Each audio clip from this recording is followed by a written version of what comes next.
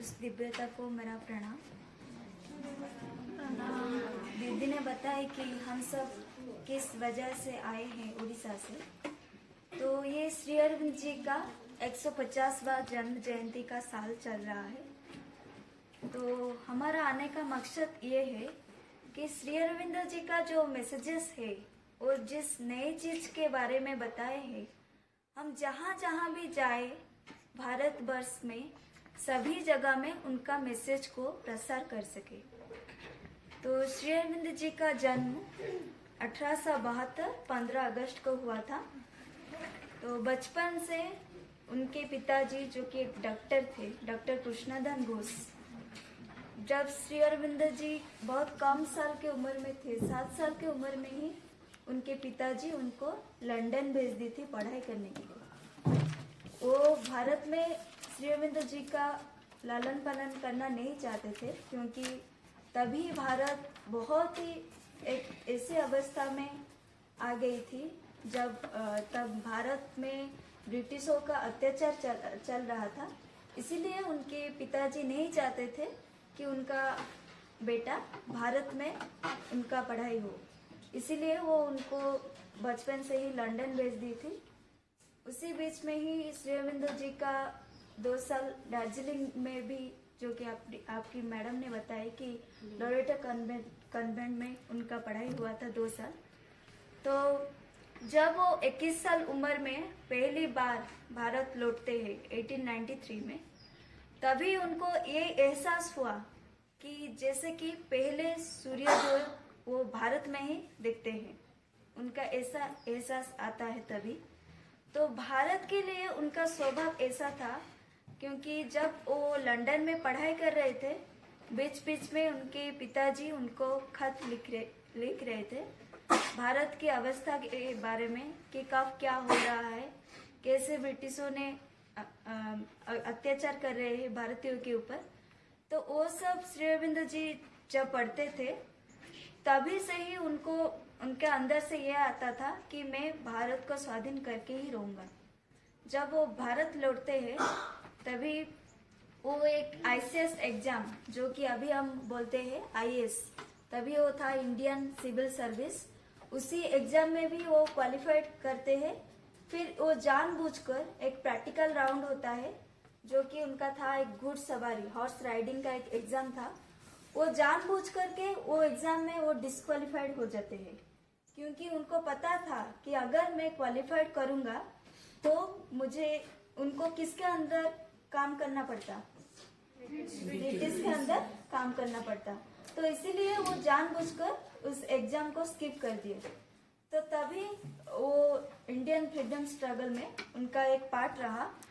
तो वो भारत के लिए तभी से ही वो लड़ते रहे। तो उसके बीच क्या हुआ, अंग्रेजों को लगा कि अगर श्री अरविंद जी और ज्यादा समय तक इस भारत में रहेंगे तो हमारा क्या अवस्था होगा, हम और कुछ नहीं कर पाएंगे, हम जैसे कर रहे हैं वो हम अभी से नहीं कर पाएंगे। तो वो जानबूझकर एक फॉल्स कंस्पिरेसी, जो कि आप सबको पता होगा, अलीपुर बॉम्ब केस, ऐसे एक फॉल्स केस में श्री अरविंद जी को जेल भेजवा दी, जो कि 1908 में उनको जेल जाना पड़ा, अलीपुर जेल। तो जब वो जेल जाते हैं, तभी उनके अंदर वो भगवान जी को एक सवाल पूछते हैं कि अभी तक मैंने जो कुछ भी किया मेरी माँ के लिए ही किया। तो वो भारत को अपनी माँ समझते थे। वो कहते हैं कि अन्य लोग इस भारत को एक जड़ पदार्थ, कोई एक मैदान, कोई नदी, कोई पर्वत ऐसे समझते होंगे, लेकिन मेरा भारत मेरी माँ है।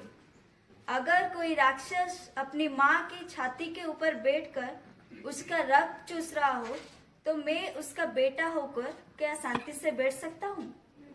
वो ऐसे सवाल खुद को पूछते थे, क्योंकि वो भारत को अपना माँ मानते थे।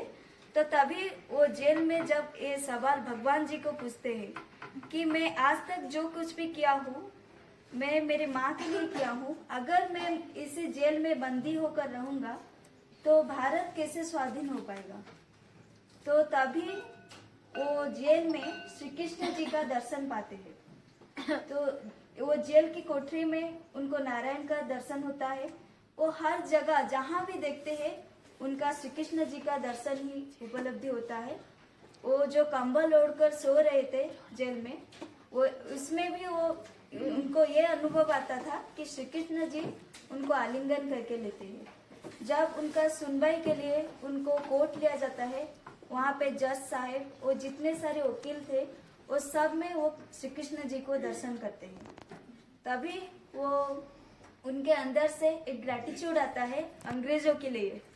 वो बोलते हैं वो मुझे जेल भेजी इसीलिए मेरा श्री कृष्ण जी से दर्शन हुआ।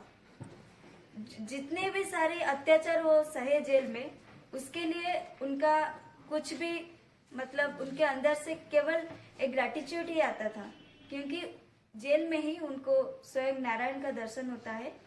तो उसी से ही उनको प्रेरणा मिलता है श्री कृष्ण जी से कि भारत का स्वाधीनता तो तय है। 1908 में ही श्री अरविंद जी को पता चल गया था कि भारत स्वाधीन होकर रहेगा। लेकिन भारत कब स्वाधीन हुआ था? 1947। लेकिन 1908 से उनको पता चल गया था। तो जब उनके खिलाफ कोई भी सबूत नहीं मिला, एक साल के बाद 1909 में उनको मुक्त करवा गया। तो जब वो 1909 में जेल से निकलते हैं, उनके अंदर से एक इंस्पिरेशन फिर से आता है कि गो टू पांडिचेरी। वो 1910 में पांडिचेरी के लिए निकलते हैं।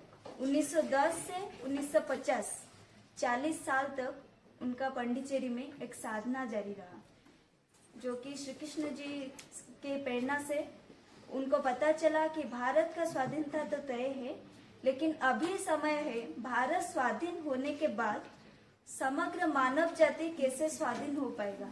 उनके लिए श्री अरविंद जी का 40 साल का साधना जारी रहा था। तो अब अगर हम सबको एक सवाल पूछा जाए कि क्या भारत तो स्वाधीन हो गया है, हम सबको पता है, लेकिन क्या अब हम पूरी तरह से फ्री है? नो।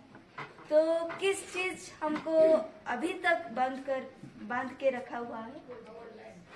क्या?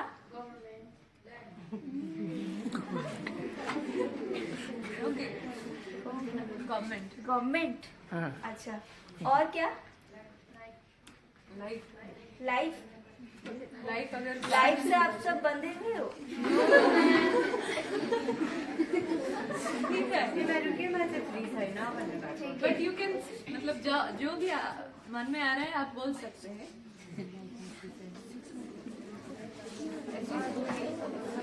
अभी तक किसी ने कभी गुस्सा नहीं की हो?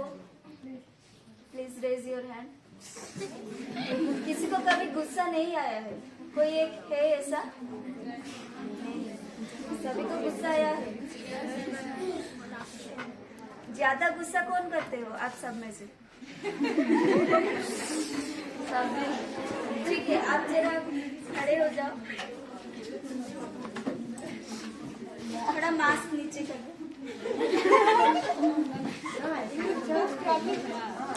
हाँ, अभी गुस्सा करके दिखाओ।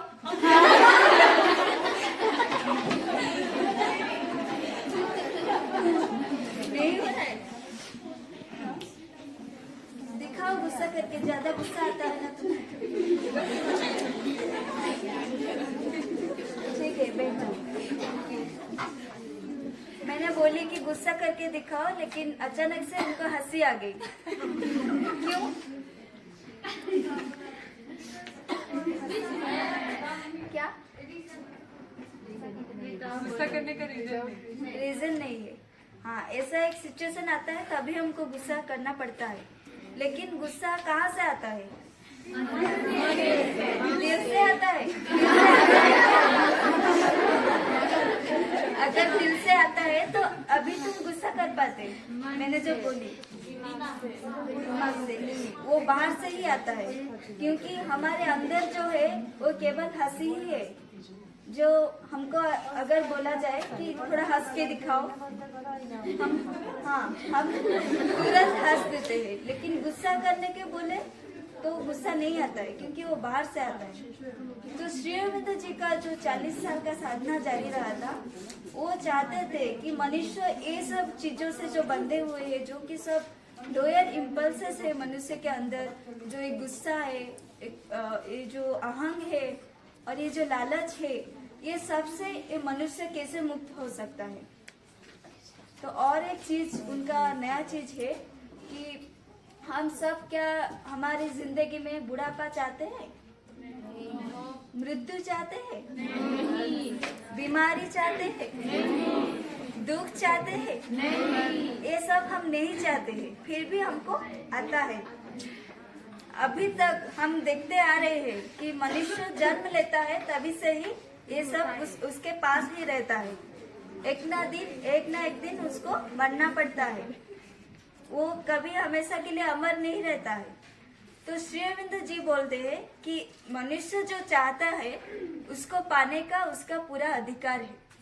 इसके लिए ही श्री अरविंद जी का 40 साल का साधना रहा था, जिस साधना के बल से वो एक ऐसी शक्ति इस पृथ्वी पर लाए हैं कि उस शक्ति के माध्यम से ही हम ये सब हासिल कर पाते, मतलब आगे कर पाएंगे, जो कि एक नया रेस आने वाला है, एक नया जाति आने वाला है।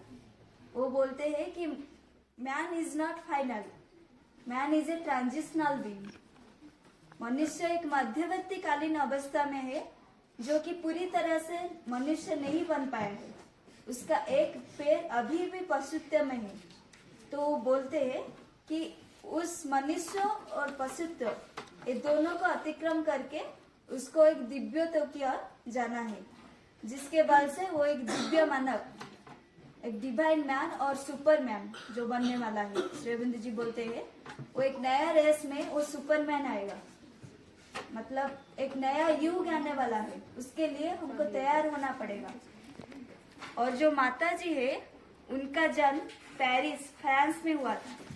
उनका पूरा नाम है मीरा अल्फासा, हम दी मदर माता जी बुलाते हैं। माता जी का जन्म 21 फरवरी 1878 में हुआ था। तो माता जी का साधना बचपन से ही शुरू हो गया था।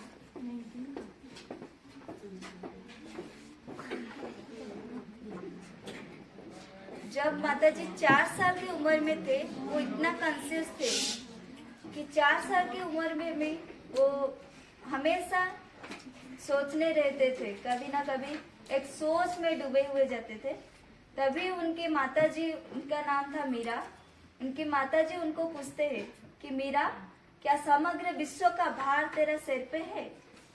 4 साल की उम्र में माताजी बोलती थे कि हाँ, समग्र विश्व का भार मेरे सिर पे है। तो वो एक दिव्य जननी है, जो कि हम जो बोलते हैं महाकाली, महालक्ष्मी, महासरस्वती, वो सब जो जितने सारी शक्ति है माता की, उस 4 शक्ति का अधिकार नहीं है। हम माता जी का 4 विग्रह हम बोलते हैं, जो कि महाकाली, महालक्ष्मी, महासरस्वती, माहेश्वरी। तो हम माता जी और श्री अरविंद जी इस पृथ्वी पर क्यों आए हैं, मैंने जो बोली जिस शक्ति के बारे में, तो श्री अरविंद जी ने उस शक्ति को अपनी शरीर में धारण किए हैं और माता जी ने उस शक्ति को समग्र पृथ्वी में फैलाए हैं। अभी भी वो शक्ति काम कर रहा है, जो कि अतिमानव शक्ति, जिसको हम सुप्रामेंटल फोर्स बोल रहे हैं। तो माता जी 1914 में पहली बार पौंडीचेरी आई थी, तभी उनका साक्षात श्री अरविंद जी से हुआ था। और वो मतलब उनका विजन में, वो बचपन के बाद उनका विजन में एक सांवला रंग का व्यक्ति हमेशा आते थे। तो वो इंडियन कल्चर में नहीं बड़े हुए थे, क्योंकि वो फ्रांस के थे। तो तभी वो जो विजन में जिनको देखते थे, उनको वो कृष्णा नाम दिए थे। उनको लग रहा था कि ये कृष्णा है और ये हमेशा माता जी को हर वक्त में गाइड करते थे। तो जब उनका पहला मुलाकात होता है श्री अरविंद जी से, तभी उनको पता चलता है कि बचपन से मैं जिन्हें मेरी विजन में देखकर कृष्णा बोलकर पुकारता था, वो यही ही है। और ये ऐसे एक व्यक्तित्व है जिसके माध्यम से समग्र विश्व का एक नया रूपांतरण होने वाला है, जो कि पूरी तरह से वर्ल्ड चेंज होने वाला है, जो कि एक नए दिख की ओर जाने वाला है। तो मैंने जैसे बोली कि हमको लगता होगा कि हम मनुष्य हैं, हम ही सर्वश्रेष्ठ है, हमारे बाद और कोई नहीं आएगा। तो हम मनुष्य से पहले हम सब क्या थे? बंदर थे। बंदर के बाद मनुष्य हुए हैं।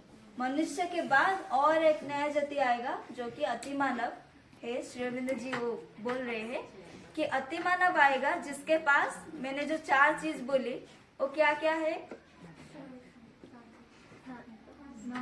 दुख नहीं आएगा, बुढ़ापा नहीं आएगा, कभी भी उसको मरना नहीं होगा, और एक है बीमारी नहीं आएगा उसे।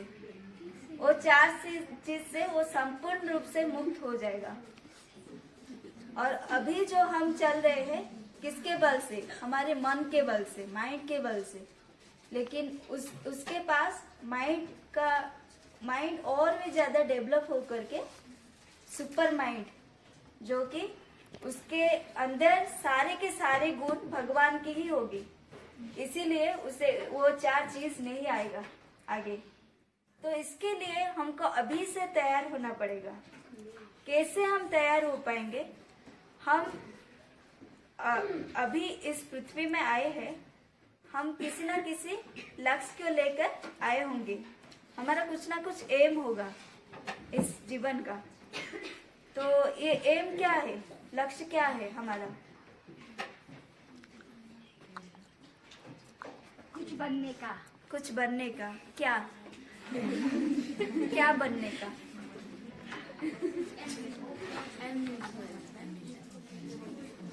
क्या बनना चाहते हो आप?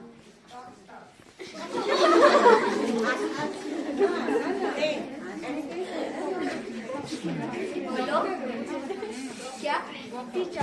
टीचर। अच्छा, टीचर बनने से तुम्हारा जिंदगी में आने का मकसद पूरा हो जाएगा?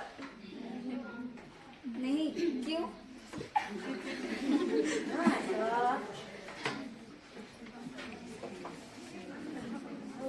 हम सब हमारी जिंदगी में कुछ ना कुछ चाहते हैं। We are seeking so many things in our life, लेकिन क्या हम उसको हासिल कर पाते हैं आसानी से? क्यों नहीं कर पाते? क्योंकि हमको पता नहीं है उसको कैसे हासिल करना होगा। इसीलिए हम ऐसे घूम घूम कर मतलब इसके पीछे घूम रहे हैं, इस सक्सेस, कैरियर, मनी। माता जी बोल रहे हैं कि ये 3 इल्यूजन है हमारे जीवन का। ये 3 इल्यूजन है जिसके पीछे हम भाग रहे हैं। हमको सक्सेस चाहिए, उसके पीछे हम भाग रहे हैं, कैरियर के पीछे भाग रहे हैं, मनी के पीछे भाग रहे हैं।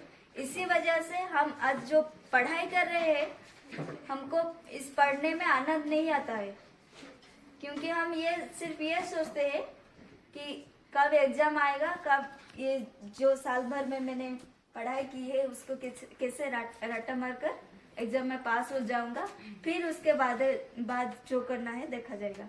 क्योंकि सब जो करके आए हैं हम उसको ही फॉलो कर रहे हैं। लेकिन सही में इस जिंदगी का लक्ष्य क्या है? मतलब मनुष्य जन्म लेना कोई छोटी चीज नहीं है। अभी तक भी बंदर है या नहीं है? है। फिर भी हम मनुष्य होकर आए हैं। कभी हम ये सोच पाते हैं? हम बंदर नहीं है, मनुष्य है अभी भी। लेकिन इस मनुष्य जन्म का क्या हम सही तरह से इसको उपयोग करते हैं? नहीं। तो इसीलिए माता जी बोलते हैं कि our aim should be perfection, not success. Success हमारा एम होना नहीं चाहिए। अगर हम परफेक्शन को हमारा एम, पूर्णता को हमारा एम रखेंगे, लक्ष्य रखेंगे, तभी सक्सेस हमारे पीछे भागकर आएगा। लेकिन हम इस परफेक्शन को नहीं ढूंढते हैं। सिर्फ हम इस सक्सेस के पीछे ही आज तक भागते हुए आए हैं। तो अभी से हमको छोटी छोटी चीज में ये ख्याल रखना होगा कि कैसे हम जो भी काम कर रहे हैं कैसे हम उसमें परफेक्शन लाएंगे, उसका रिजल्ट क्या होगा उसके बारे में नहीं सोचेंगे, बस हम हमारा पूरा एफर्ट देंगे, फिर उसके रिजल्ट को किसके हाथ पर छोड़ेंगे, भगवान के हाथ पर छोड़ेंगे, क्योंकि हमसे बेहतर कौन जानते हैं हमारे बारे में, भगवान। वो ही हमारा वर्तमान, अतीत और भविष्य तीनों चीज में क्या घट रहा है, क्या घट चुका है, क्या घटने वाला है, ये सब चीज किसको पता है, भगवान। तो उनको लेकर अगर हम अपने जिंदगी में आगे बढ़ेंगे, हर वक्त उनको लेकर चलेंगे, तभी जाके हम खुद को अच्छी तरह से प्रस्तुत कर पाएंगे, उनका एक इंस्ट्रूमेंट हो पाएंगे, तभी जाके हमारा जिंदगी का असल लक्ष्य की ओर हम पहुंच पाएंगे। तो यही था मेरा।